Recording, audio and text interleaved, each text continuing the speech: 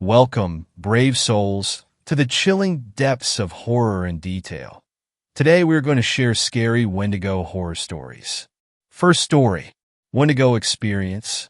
So my name is Nicholas and I'm 14, and I always believed in paranormal anomalies and such. I live in Canada, so Bigfoot and Wendigo are my favorite paranormal beings. But I'm not afraid of them because I'm a Christian and go to a Christian school. So last year I went to a Bible camp. They had canoeing, shooting bottles, making shelters, and church. It's fun, and I decided to take the outdoor fun week. So we got to the camp. It had a cafeteria, bunk bed cabins, and more was not fenced and was close together, which made me feel safe. So after my first night, we decided to play Fugitive. It's a game where you have two cops and one main fugitive. When you come in 2 feet of a person, they must give you a hint to where the main fugitive is. They only have 3 arrests, which are hints.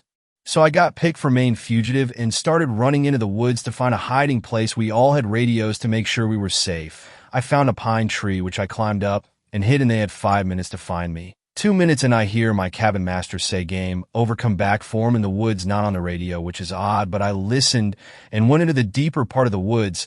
And when I heard him say, "Nicholas, come in the game is over," I ran towards the voice, and then the radio beeped. Fugitive was not found. Come back to the cafeteria for lunch. I froze in my place thinking, what is happening at this point? I was crying, and then I heard sticks breaking and teeth chattering like echolocation or something of that sort. And I remembered Wendigo's toy with people or their prey, and I made the decision to run as fast as I could to the cafeteria. I started running fast as I could. I was feeling weak, but my heart was in my throat. And I heard leaves behind me rustle, and I finally get to the cafeteria and tell my friends and cabin master what happened. And I got my parents to come and pick me up, and I went home, and to this day, I don't go to Bible camp in fear of what that Wendigo or thing would do to me. Also, I live in the Northwest Territories where the Wendigo is a common occurrence. Second story.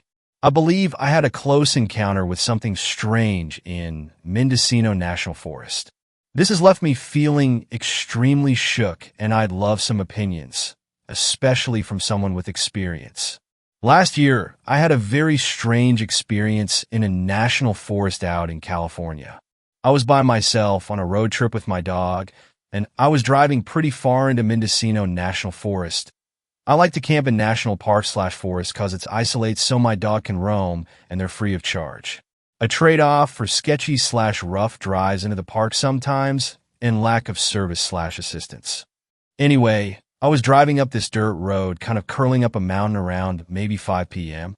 It was very nice out, sunny and warm with a slight breeze. Nothing serious happened, but I felt extremely uncomfortable driving into the area, and that feeling did not let up. Driving up the mountain, I felt like I shouldn't stay there, and I even texted my boyfriend about it for as long as I could before my phone completely lost service. I was looking for a sign of another person having been around the area lately, but didn't see anything. I pulled over and got out of my car with my dog to look over the edge and noticed a dead squirrel and some broken glass mixed in with the dirt and gravel road. Yuka, my dog, starts to growl slightly. She is vocal, but I've almost only ever seen or heard her growl at or with other dogs. I did see her growl at a possum once, so it could be something she smelled maybe. This place continued to make me feel quite on edge, but I pride myself in being an independent traveler and backpacker, so I decided to continue at least a bit further with my grumbling pup to see if I could find a good place to camp. I continued to notice more dead animals. Keep in mind, no one is going to be going more than 5 to 10 miles per hour up this thing.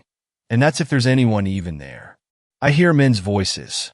They sound close, and I think I should call out to them, so I stop my car, but then kind of freeze up and feel like I shouldn't. I can't really make out what they're saying. I don't see any sign of people anywhere, and I get back in my car and continue to slowly drive forward and cautiously look for where the voices could be coming from.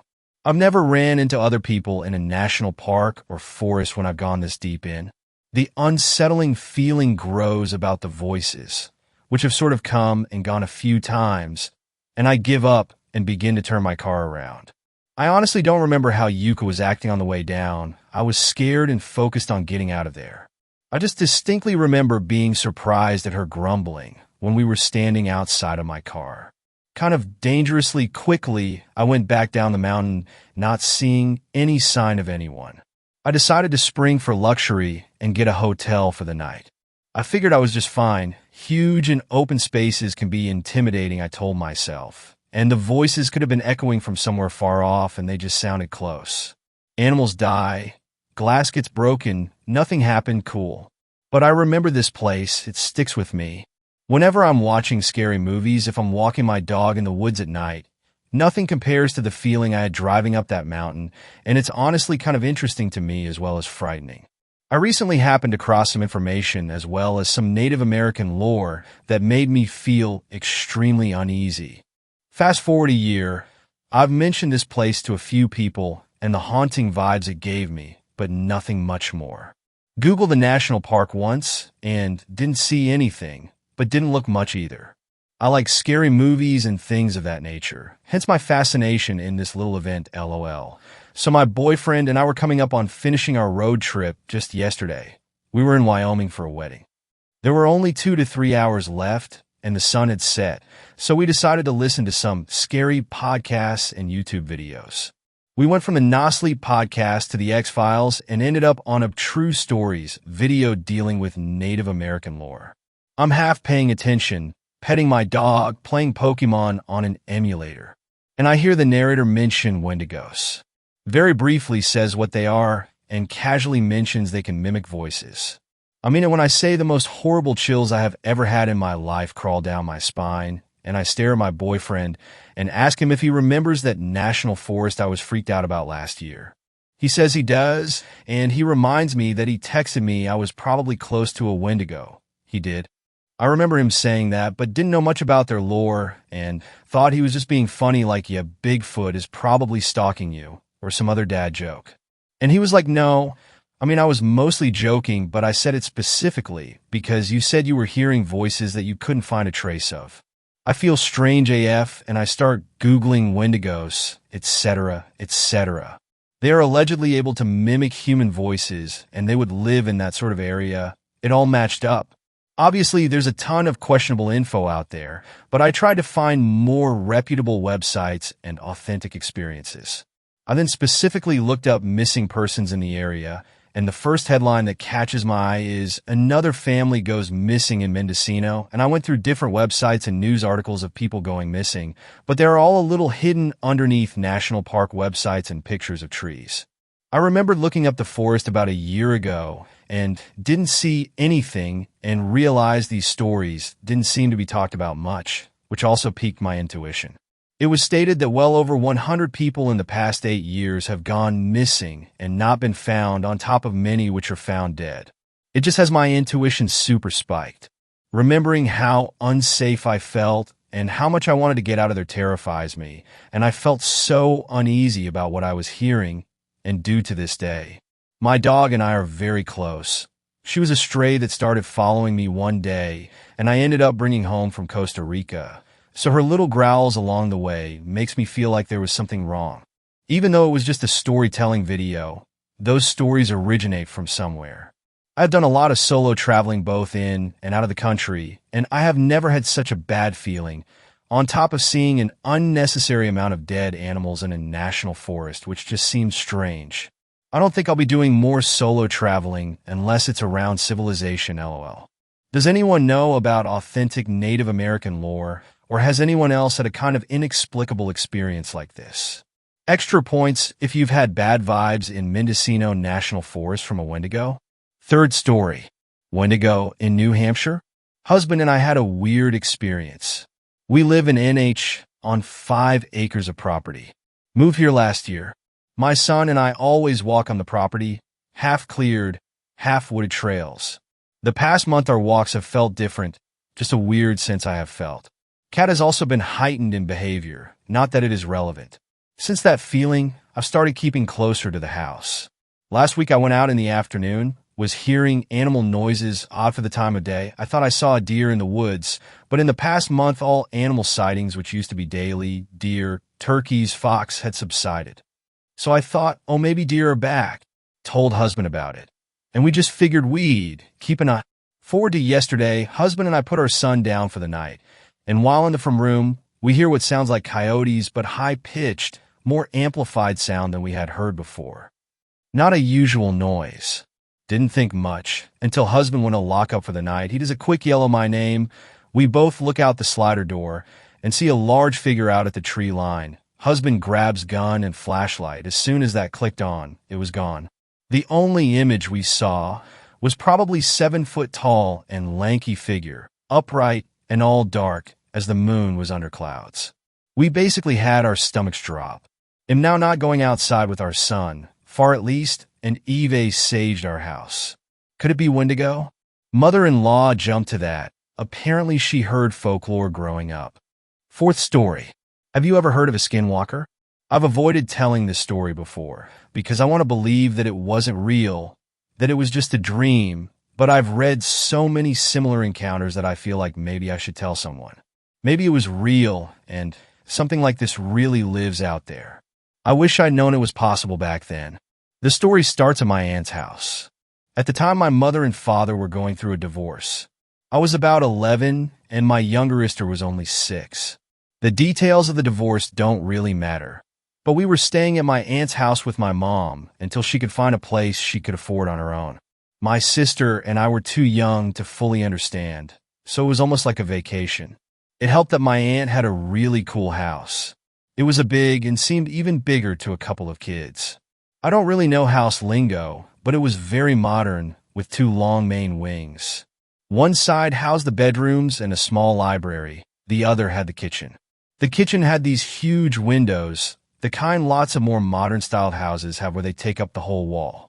Nestled in this wall of windows was a sliding glass door, but my sister and I rarely used it because it was large and heavy and hard for us to open. Another thing about these windows, though, was that they faced the woods. My aunt's house was surrounded, right on the edge of a large wooded area. The trees ended only a couple feet away from where the sliding glass door was. Of course, this was one of the benefits of her house. Living near the woods was peaceful, or at least that's what my aunt always said. My aunt had a small sitting area by the windows where she could watch nature. She told us that oftentimes she'd had little herds of deer walk through, and that she'd even seen a mountain lion once. Anyway, you get the idea. It was a big house with big windows, and it sat close to the woods. For the majority of the time that we lived there, we had no issue. My sister and I would even go play in the woods, always staying inside of the house. My mother would often sit in the sitting area by the windows and keep an eye on us.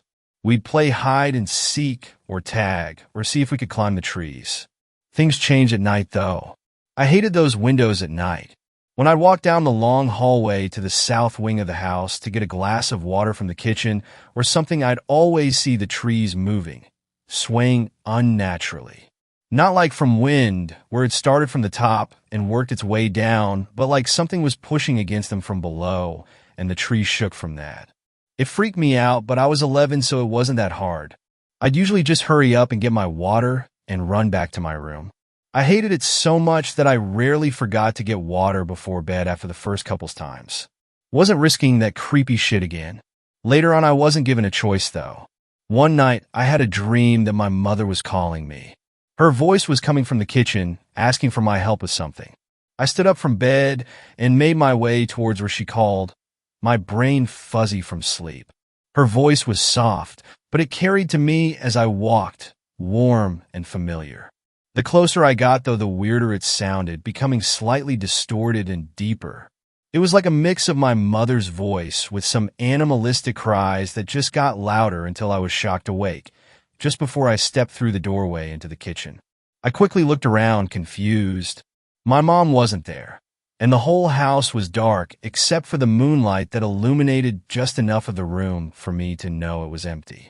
I shrugged it off as a sleepwalking dream, though I'd never had one before, so I turned around and walked back to my room. A few nights passed before it happened again. This time, it was my father who called me. "Please," he called, "I need to talk to you. Come here." Just like last time, I stood up from my bed like in a trance, aware and unaware of what I was doing. Each step brought me closer to the kitchen where I could hear my father, his voice becoming more gravelly and broken as I walked. I stepped into the kitchen and thought I saw him there, standing by the kitchen island, illuminated in the moonlight. He turned and looked at me, and I woke up, realizing there was nothing there after all. It took a few days again, but on the third night I heard my little sister. She was crying for me, telling me she hurt herself and she needed my help. I stood up and started hurrying to the kitchen, ever the big sister. This time I barely noticed when her voice started changing, becoming a distorted gasp as I drew closer. I stepped into the kitchen and saw her. She was knelt crying on the ground near the windows. I started to walk over to her, but stopped when I realized something. She was kneeling behind a glass. She was outside. Her cries became a laugh, and I startled awake. But I still saw a shape kneel just outside the window. Only it was bigger and dark and misshaped.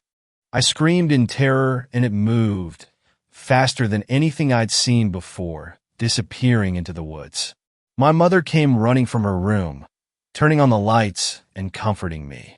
I told her about the sleepwalking in passing, so she chalked it up to me, still having been asleep when I told her about the monster.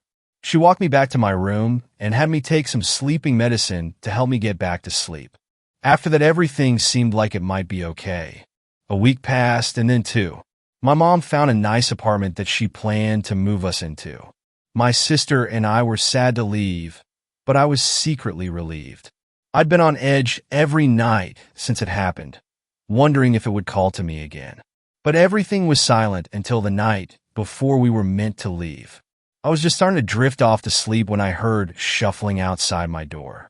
I froze, certain that the monster had returned for me, that it had somehow gotten in the house and was about to open my door, but the sound simply moved past me and down the hallway toward the kitchen. I stayed where I was, waiting to make sure it wasn't a trick, then got up as quietly as I could and crept over to the door. I hovered, unsure if I should open it. After a few seconds, I made up my mind to run to my mom's room and wake her up. I slowly cracked open the door and peeked into the hallway towards where the sounds were coming from. There, at the end of the hallway and shuffling into the kitchen, was the form of my little sister. I blinked and then squeezed my eyes shut and opened them again, making sure I wasn't asleep. But no, she was real, and she was disappearing into the kitchen right before my eyes. As I realized this, I realized I could hear something, a kind of faraway moaning whine coming from the direction she was going. Dread ran up my body, and I looked down the hallway at my mom's door, the opposite direction that my sister was walking. Fear told me to run and get her first, but instinct moved my feet towards the kitchen where my sister had gone out of my sight. I ran as silently as I could down the hall and peered around the doorway to look for her. There she was standing right in front of the windows, her eyes open but glazed. As I watched, I realized the trees were swaying, the same way they used to, but much faster now, and the swaying seemed to be getting closer, moving towards us at an alarming speed. I could hear branches breaking and the trees creak in protest as something hit them, and the moaning whine I had heard from far away was getting louder, sounding like a dying animal. One tree was rocked so violently a flock of birds flew screaming out of it into the night air. As this was happening, my sister was reaching for something, the lock on the sliding door. Even at 11, I knew something was coming through the woods towards us, and it was running, sprinting, right at my sister. I ignored my brain screaming at me to run the other way and race towards my sister. The noise was all-encompassing now. It had become a screeching so loud it sounded like it was all around me. I grabbed my sister around the waist, pulling her back just before her fingers touched the lock, and I pulled both of us behind the wall beside the windows, just out of sight. The sound stopped, the trees no longer swayed, and the screeching had fallen silent.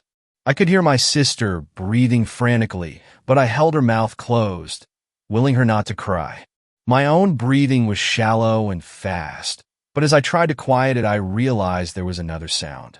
My sister's breathing, my breathing, and the even breathing of something else, standing just outside the window next to us. A too large humanoid shadow blocked the moonlight that usually fell into the kitchen, and I watched the figure reach out its unnaturally long arm. I held my breath as I heard a scratch against the sliding door and saw the shadow of the creature's arm touch where the handle of the door was. After a second, the creature withdrew its arm and let it fall to its side. Then it stood there still for what felt like hours. Finally, the shadow shrunk, and I could hear whatever it was leave. The underbrush rustled and the trees swayed, but the sound moved away this time instead of towards us. Still, I didn't move. I waited until all traces of its presence was gone before I slowly pulled my sister away toward the hall, keeping out of sight of the windows as much as I could. My sister was crying as I led her down the hall, and I think I was squeezing her hand too tight, but I felt overwhelming relief as I opened the door to my mother's room and crawled into her bed. My mother never believed us, of course, and we moved away the next day. I refused to return to my aunt's house ever since, and she eventually moved away.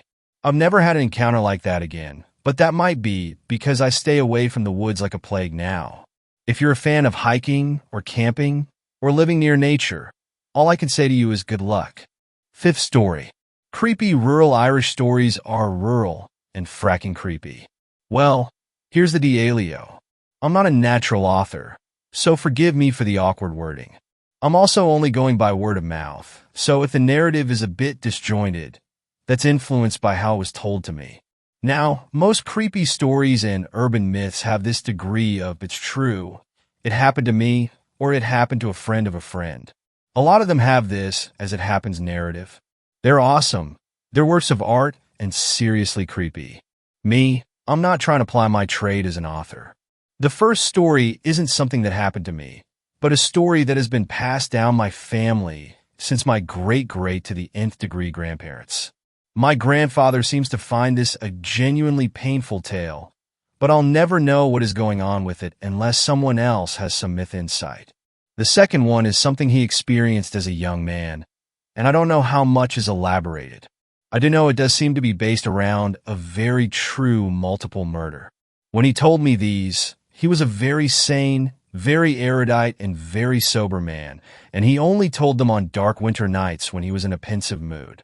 As a bit of a background, my grandfather comes from a very small, very traditional West Coast Irish hamlet, the kind of place where there's more cows than people. This is a genuine fact about my grandfather's hometown. Irish Gaelic was thriving along even pre-revival, especially when he was a young man, and old myths mixed with very strong Catholicism.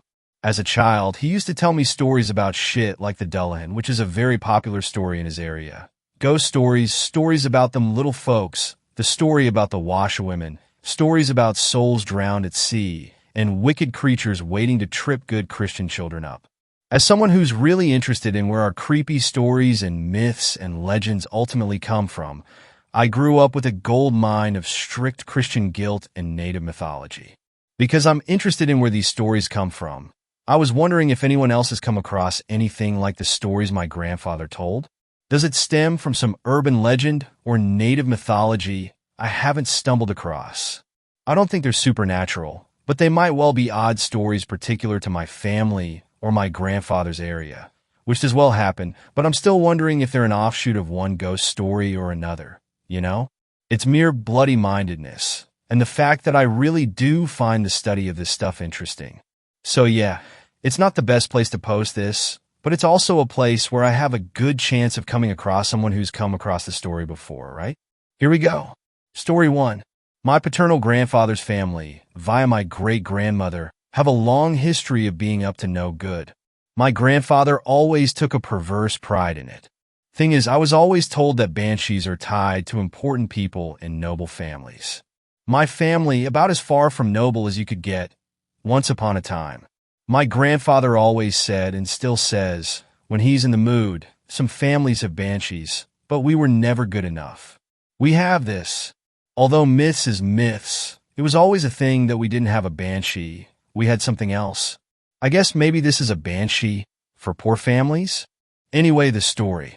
Along my grandfather's mother's family line, which ultimately is passed down to me, there has always been a weird occurrence when a family member dies, and it has happened for generations.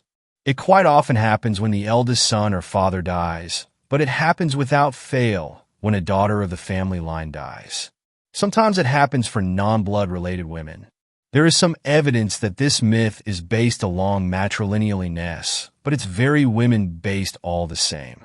It never happens for a sudden death, but it always happens during a long illness. My grandfather's mother died after struggling through a long illness. He recalls how she got better, then succumbed to an infection and fever. It was touch and go.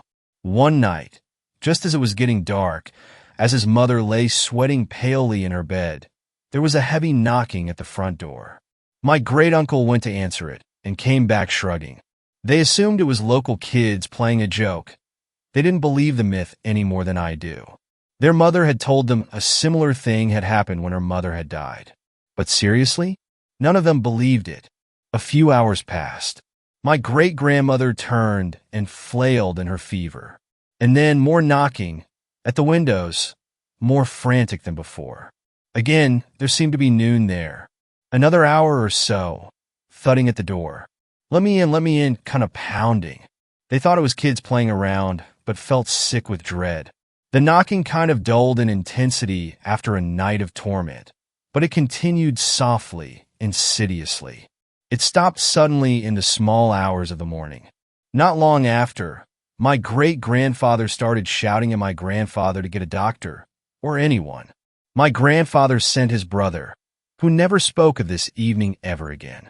Even when the doctor arrived, my great-grandmother was beyond help and died soon after. None of them ever felt they were in danger, or like someone was trying to break into the house. Just that something was patiently, persistently calling to someone who it knew was one death's door. The fact that his mother told him a similar story about his grandmother's death, apparently, has always stayed with my grandfather. And I will say this, when my grandfather's wife, my grandmother, the living matriarch of the family at the time, and someone we all loved more than anything, suffered and succumbed to a botched operation, on the afternoon of her death, Ivan, my eldest cousin, turned up at the hospital. She hadn't really been keyed in, and I didn't think she knew how bad my grandmother was, but she was white as a sheet and merely said that she knew she had to be there. I never asked her why or how she knew, 'cause I know it would ruin the spooky. Anyway, any similar stories my grandpa might have ripped off for Tay spooks? Tongue sticking out? Story 2. This one is a bit more creepy, for reasons that will become apparent. It makes me think of the Wicker Man. My grandfather used to tell me about fairy circles, but also about fairy trees. Fairy circles are pretty self-explanatory, and if not, a quick Google will find you all kinds of new age hippie shit. I'm never quite sure if my granddad means that the tree in the story was seen as sacred to fairies, or if it was the land. I'm going to say it was a fairy tree, 'cause that's how I always understood it. Also, please realize we're talking about scary Irish fairies, not the camp tiny people with wings. 'Cause otherwise this would be hilarious. Anyway, in my grandpa's village/hamlet/tiny town, there was this old tree that was as old as anyone could remember. It was said to be sacred to the fairies, by which I mean the fecking scary psychopathic Irish fairies, not Tinkerbell, and nobody had ever been brave enough to risk screwing around with it. Even though they were all so very Christian, nobody messed with the fairy tree. I'm not even kidding. For this reason, this tree was old as balls. A family inherited the land for farming, but they always left the land near the tree alone and only farmed and grazed the rest of it. They were duly superstitious. My grandfather went to school with, but wasn't friends with, one of the kids of the family. Time passed. When my grandfather was a young man, one of the sons of this family inherited the land. He was a young, ambitious man with several children and a wife. He didn't believe in all this superstition. He often talked about chopping the tree down, but was always talked out of it by someone else. Several years down the line, he got a chance to upsize and claim several nearby fields and properties, and decided to become a big farmer and level the current field he had going already, so he chopped the tree down. Very soon afterwards, he went out working on the field and was never seen again. His house was burnt down to the ground on that same day. That much is true. I think the ruin stands to this day, or it did when I was small. That much is certain. I've seen the building, so I know something burnt down, and it creeped me the hell out as a kid. According to what my grandfather heard from reports and hearsay, the wife and children had been horribly mutilated and killed. The baby daughter had been thrown on a log fire and burnt to death. The wife had been injured and decapitated. Nobody knows what happened to Mr. Farmer. No matter what happened, whether the farmer killed his family or was killed by angry, superstitious villagers, it was a bloodbath.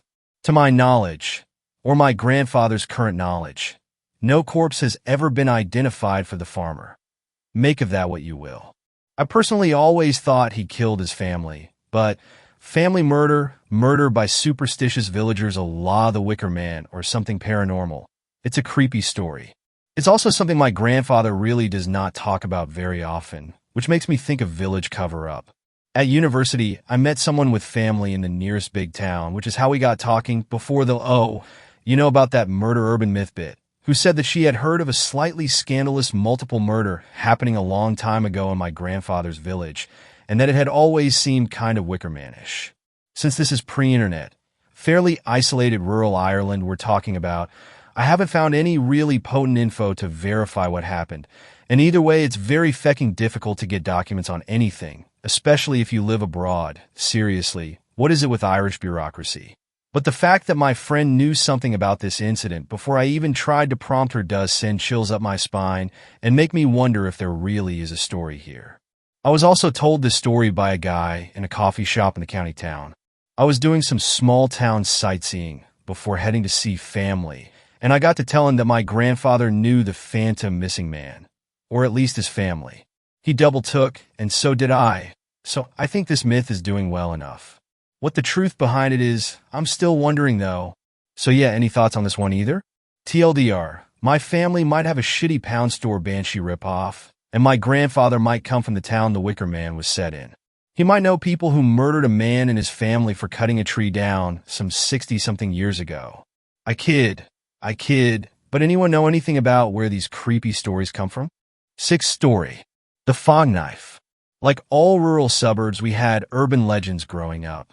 The most memorable one to me is the legend of the fog knife. The fog knife appears every time there is a heated argument. It drives the wielder to kill their victim, and then themselves. There have never been any witnesses, and each time the knife is never found. You have to be careful when you get in a fight with your parents or your friends. If you get too mad, you might just look down to see the fog knife in your hand.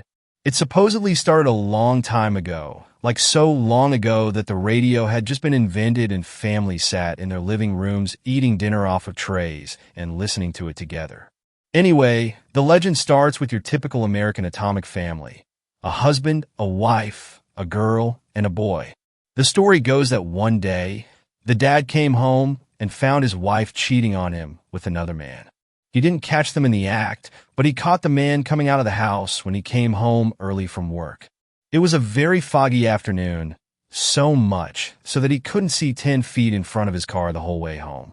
As the husband reached for the door to his house, the man coming out opened it, and the two locked eyes.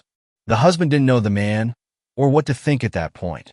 Before he could even fully understand the situation, he looked down to see that he was holding a knife in the man's chest. It was a crude knife with a rusty spike of a blade and a handle of carved wood. Later, 3 people were found dead, butchered in the most unimaginably horrifying way possible. The police determined that the husband had stabbed the man his wife was having an affair with, then in a fit of rage, butchered his wife before turning the knife on himself. The man was clearly insane, as the faces of all 3 bodies were slashes so severely they had to be identified through other means. The body of the perpetrator himself was found in the bathroom, stooped in front of a bloody sink mirror, with virtually all of his facial flesh cut off. It was a mystery to the investigators how the man could butcher himself so thoroughly without going unconscious. Thankfully, the children were not home. However, the murder weapon was never found. It was hypothesized that a sharp piece of glass was used to do the cutting, but that would mean he would have needed to break the mirror before killing the 2 victims. Thus was born the legend of the fog knife. Well, that's how they say it started anyway. There have been half a dozen murders in the surrounding area over the last 30 years. One of them had to do with a dispute over a property line, another with a divorce, another with a troubled teen arguing with their parents, a depressed housewife, a cokehead, the list goes on. All the murders had plausible explanations, but the one thing they had in common is that the murder weapon had either gone missing or couldn't be identified. As far as urban legends go, this one is a doozy. It fits the evidence like a glove. Still, it's preposterous to believe in the existence of vengeful magic knives. But what if the fog knife wasn't a knife? What would you do if you caught your mom cheating on your dad? What if you were already depressed or a little bit nuts, and that was the last thing you needed to drive you over the edge? I don't know what I'd do. But you know what I do know? A murder weapon doesn't walk away from a crime scene by itself. I told the story to my wife, so we could be careful. She goes out drinking with friends on Friday nights, and sometimes doesn't come back until the next morning. We've been arguing more and more lately, and I know the legend, so I make sure to lock the doors in case the fog knife is watching. She gets mad at me because she thinks I'm trying to stop her from leaving the house. Doesn't she know I'm doing it for her? The doors need to stay locked to keep the fog knife out. To keep him out? Why won't she stop screaming? Seventh story. I think I had an encounter with a skinwalker or a wendigo. This happened to me when I was 17 and in high school and living with my parents. My house at the time was in a very small town. The backyard faced open, empty fields and mountains for miles before you reached another civilization at all. My best friend lived next door and shared this field as our backyard in a way. I have to explain that his house that was built on a different street that ended in the field with a small cul-de-sac. I think there was supposed to be more houses built down this street to expand the town, but they clearly never got around to it. So his driveway was basically in this cul-de-sac even though no other houses were built there. This matters later in the story. I used to stay the night at my friend's house a lot in high school because I didn't have the best relationship with my parents. Every once in a while we would wake up to hear dragging and a weird gargling sound from the back porch. His room was a basement room with a window well to the back porch. It would happen maybe a couple times a month, but whenever we would gather the courage to check, nothing would be back there. This happened for years. One night haunts my friend and I to this day. My friend was getting ready to move, and we would stay up all night playing games and watching movies. We decided to go on a music drive to just vibe. So we hopped in his truck with high beams and swung out of the driveway, turning them on towards the field to use the roundabout. The light illuminated this thing. It looked like a person, but it wasn't. It was naked on all fours, abnormally large, particularly its limbs that seemed to fold under itself in an unnatural way. Its pale skin clung to it like it had to be stretched onto it. But the part that still sends shivers down my spine is its face. Its jaw hung open to this gaping black maw, like a snake unhinging its jaw to eat. Its black eyes glistened in the light as it looked at us. But just as it turned to see us, it quickly scurried backwards, almost like it was on rewind into the brush of the field. My friend and I were pale as ghosts. We both looked at each other like, "Did you see that too?" We were shaken. Let's just say we tried to have a good rest of the night, but we couldn't believe what we saw. We ended up just sitting there in his basement with guns ready and waiting to hear the gargling and dragging again, but we never did. Sorry that it's not very climactic, but it's the truth. I now don't live in that town anymore. There are times when I visit there, though. That empty field still feels like it's watching and waiting. Even though I can't see it, I can still feel like it's out there. Eighth story. Wendigo outside the camper. I realize how unbelievable this story might be, but I assure you it's entirely true. I've had countless experiences with the supernatural since I was 4. I'm 33 now, but this is one of the most terrifying ones I've had. I've looked at some of the stories in this community to see if there's anything I haven't discovered yet. I thought that if I share my encounter here, there might be someone who has some information that could help. Please don't comment if you don't believe in the supernatural. I've seen skeptics plastering their 2 cents on some posts. I'm looking for legitimate information. My questions are at the end of this. Thanks in advance. I had an experience with a wendigo this fall in early October in northern Minnesota in a state forest. very close to, if not on, a reservation.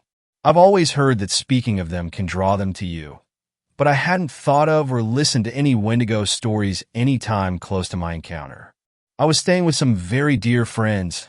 I'll call them M and C, and they have a camper in their yard by the lake for guests to sleep in. I had walked down to the camper from the house with my miniature dachshund, Ebony, around midnight and found that I needed to set some things up, primarily the heater. By the time I was done getting everything in order, it was approximately 1:30. I never thought to lock the door because, really, I figured it's in the middle of the woods, so there was nothing to worry about. I was wrong. I had closed the curtains, thank God, and I was having trouble falling asleep because my anxiety was going mad. M and C's dogs were barking outside, and their geese wouldn't stop honking. Ebony, who usually sleeps under the covers, was sitting on my hip while I laid on my side, and I could feel her turning her head back and forth, like she was trying to track something outside. I tried tucking her under the blankets to calm her down, but she kept returning to her perch on my hip. I have no idea how long I laid there. I would say at least 40 minutes, when all of a sudden I heard M's voice outside the camper. "Anybody in there?"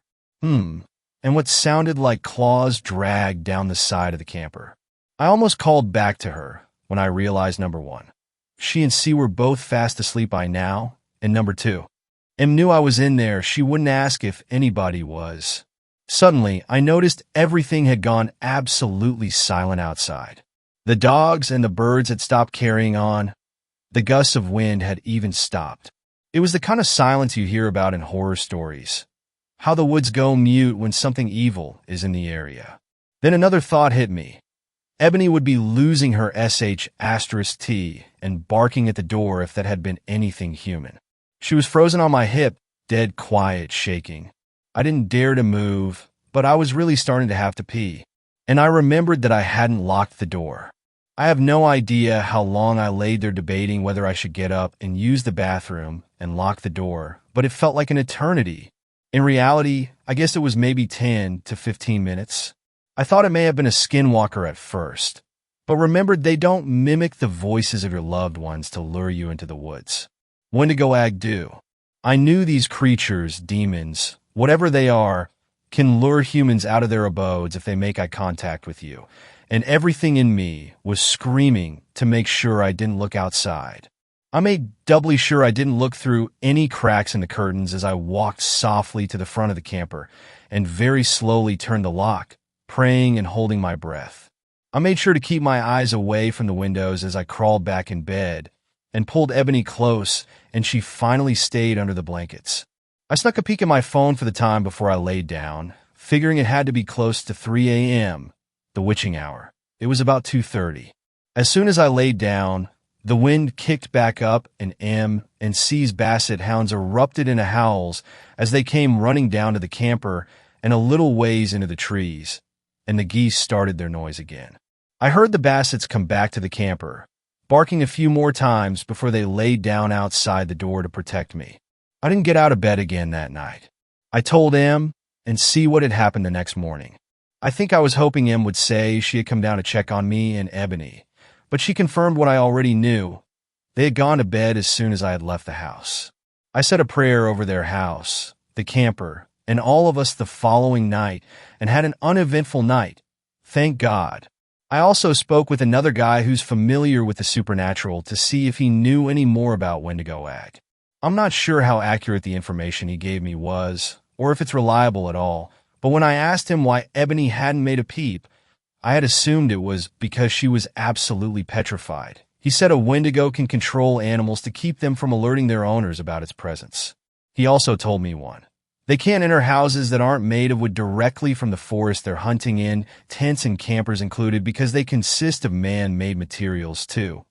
A lock is useless. They can unlock and open a door so they can try to lure you outside. And 3. They typically stay in the woods, but they will come into a smaller town and never into a city. I had never heard of any of what he told me before, so again, I can't speak for accuracy, but I also haven't researched the claims either. He also advised me never to go outside to pee at night if I ever go camping, and to bring a bucket or something to use, and to make sure that I always close tent flaps and curtains before falling asleep. He said if the flaps are open so you can see outside, the Wendigo can make eye contact with you and draw you out. After leaving M and C's to go to my father's house for a few days, I had the distinct feeling of being watched when I took Ebony outside after dark.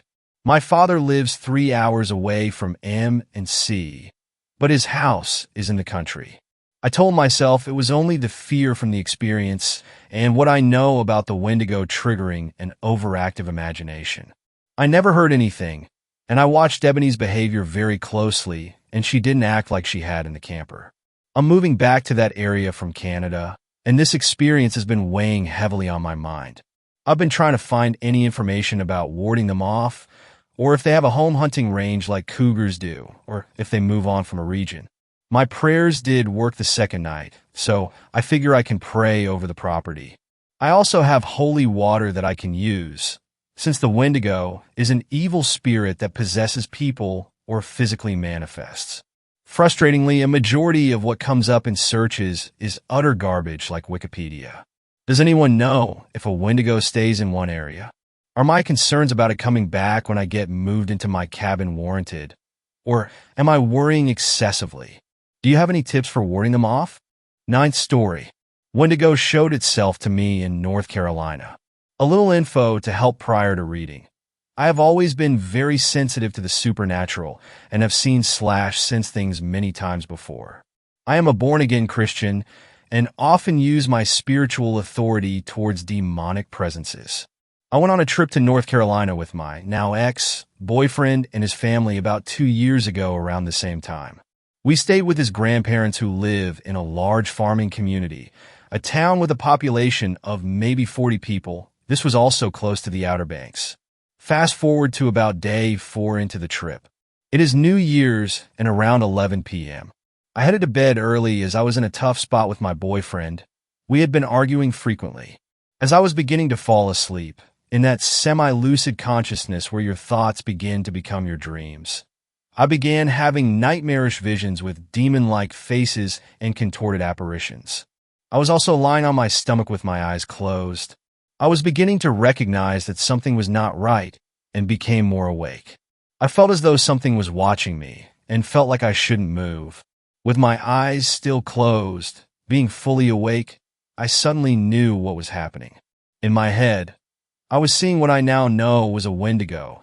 It was black, tall, large but slim-figured, with an elk/deer skull with hairy arms and lower half. I don't know how I was seeing it as my eyes were closed, but I knew that it was showing itself to me in my thoughts/consciousness. I had no idea what it was at the time, but I knew it was evil and it did not want me there. I was not afraid of it as I have spiritual authority over it. I opened my eyes and rebuked it in Jesus' name, and then it was gone.